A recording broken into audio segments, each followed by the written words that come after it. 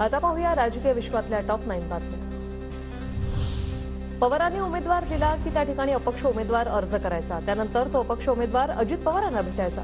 पक्षाचे आमदार 100 पार का नाही जाऊ शकले त्याचं कारण यात आहे, रोहित पवारांचा गंभीर आरोप।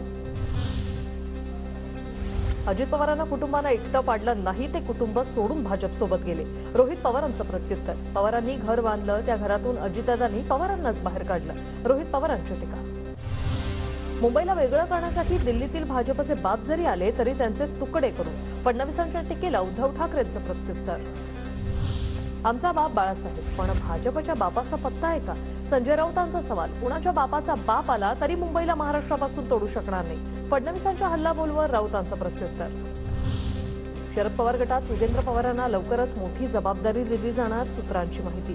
योगेंद्र पवार जबाबदारी स्वीकारण्यास सकारात्मक, लवकरच पक्षाकडून अधिकृत जबाबदारी दिली जाणार असल्याची माहिती। महानंदाचे चेअरमॅन कोण होते? विखे पाटलांचे सख्खे मेहुणे, संजय राऊतांची टीका। तुम्ही राज्य सरकारची डेअरी चालवू शकत नाही, स्वतःच्या डेऱ्याबरोबर सुरू आहेत, राऊतांचा घणाघात। गुजरातला प्रकल्प देत असल्याची आमच्यावर टीका, मात्र काही लोकांच्या डोक्यावर परिणाम, माहिती न घेता आरोप करण्याची पद्धत। राधाकृष्ण विखे पाटलांचं संजय राऊतांना प्रत्युत्तर।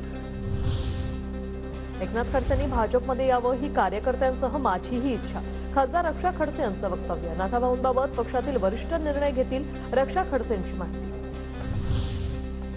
शरद पवारांचं नेतृत्व मान्य केलंय, पवारांची साथ सोडून मी भाजपसोबत जाण्याचं कुठलंही कारण दिसत नाहीये, भाजपसोबत जाण्याच्या प्रश्नावर एकनाथ खडसेंची प्रतिक्रिया।